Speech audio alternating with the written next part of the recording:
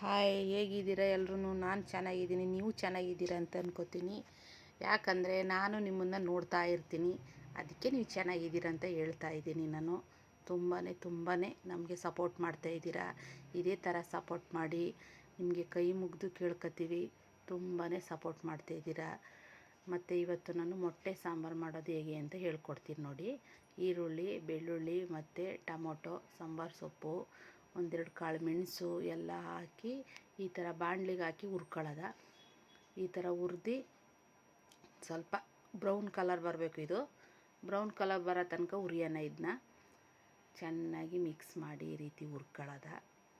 ಹಸಿದು ಹಾಕ್ಬೋದು ನಾವು, ಇದೇ ಥರ ಹುರಿದೇನೇನು ಮಾಡ್ಬೋದು, ಆದರೆ ಒಂಥರ ಸ್ಮೆಲ್ ಬರುತ್ತೆ ಅದು. ಈ ಥರ ಮಾಡಿ ನೋಡಿ ಒಂದು ಸಲ, ಸೂಪರಾಗಿರ್ತದೆ. ಈ ರೀತಿ ಮೆಥಡಲ್ಲಿ ಒಂದು ಸಲ ಮಾಡಿ ನೋಡಿ, ನೀವೇ ಸೂಪರಾಗೈತಿ ಅನ್ಕೋತೀರ ನೋಡಿ. ಟೊಮೊಟೊ ತೊಳೆದು ಅದನ್ನು ಕಟ್ ಮಾಡಿ ಹಾಕತ್ತಾ ಇದ್ದೀನಿ ನಾನು. ಈ ಥರ ಚೆನ್ನಾಗಿ ಫ್ರೈ ಮಾಡ್ಕೊಳ್ಳೋಣ. ಸೂಪರಾಗೈತೆ. ನಾವು ಪ್ರೇಮ ಯೂಟ್ಯೂಬ್ ಚಾನಲ್ ಅಂತ ಹೊಸ್ದಾಗಿ ಓಪನ್ ಮಾಡಿದ್ದೀವಿ. ನಮಗೆ ಸಪೋರ್ಟ್ ಮಾಡಿ, ಲೈಕ್ ಮಾಡಿ, ಕಮೆಂಟ್ ಮಾಡಿ, ಶೇರ್ ಮಾಡಿ. ನೀವು ಈ ರೀತಿ ನಮಗೆ ಕಮೆಂಟ್ ಮಾಡಿದ್ರೆ ಇನ್ನೂ ಒಳ್ಳೆ ವೀಡಿಯೋಗಳನ್ನ ಹಾಕೋಕ್ಕೆ ನಮಗೆ ಆಸೆ ಬರ್ತದೆ ನೋಡಿ. ಈ ರೀತಿ ಹುರಿದಿಟ್ಟಿರೋದನ್ನ ಜಾರ್ಗೆ ಹಾಕೊಳ್ಳೋದ. ಜಾರ್ಗೆ ಹಾಕ್ಕೊಂಡು ಒಂದು ಸ್ವಲ್ಪ ರುಬ್ಕೊಳ್ಳೋದ. ಇದನ್ನು ತುಂಬಾ ಟೇಸ್ಟಾಗಿ ಚೆನ್ನಾಗಿ ಬರುತ್ತೆ ಇದು ಮೊಟ್ಟೆ ಸಾಂಬಾರು.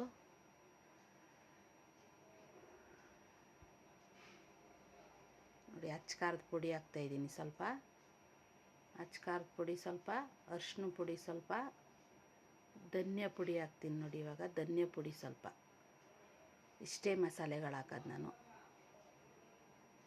ಇಲ್ಲಿ ನೋಡಿ, ಧನಿಯಾ ಪುಡಿ ಆಯಿತು. ಹಾಕಿ ಸ್ವಲ್ಪ ರುಬ್ಕೊಳ್ಳೋದ. ಇವಾಗ ಸ್ವಲ್ಪ ನೀರು ಹಾಕಿ ಇವಾಗ ರುಬ್ಕೊಳ್ಳೋಣ ಇದನ್ನ.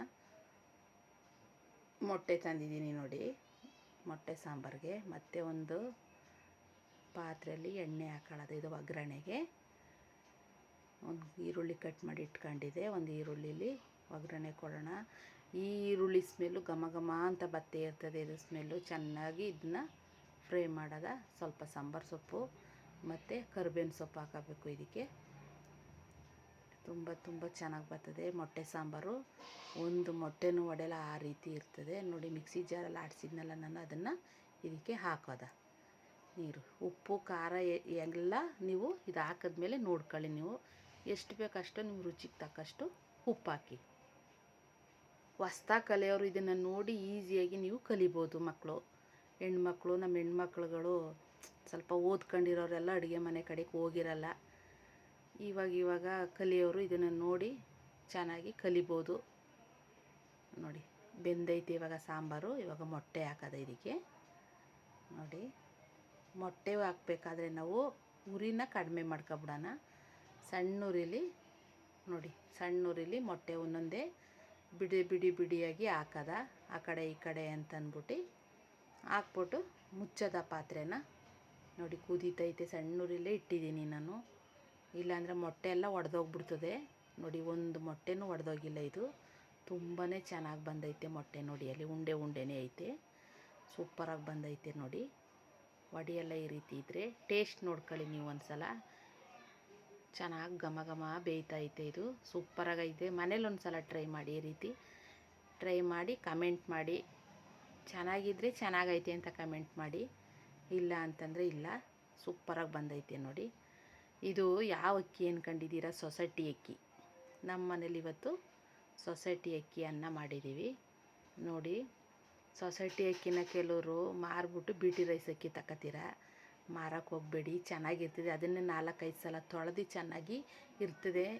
ಈ ಥರ ಅಡುಗೆ ಮಾಡಿ ಊಟ ಮಾಡಿ, ಸೂಪರಾಗಿರ್ತದೆ ನೋಡಿ. ಚೆನ್ನಾಗೈತೆ, ಸಖತ್ತಾಗಿ ಬಂದೈತೆ, ಸೂಪರಾಗೈತೆ ನೋಡಿ.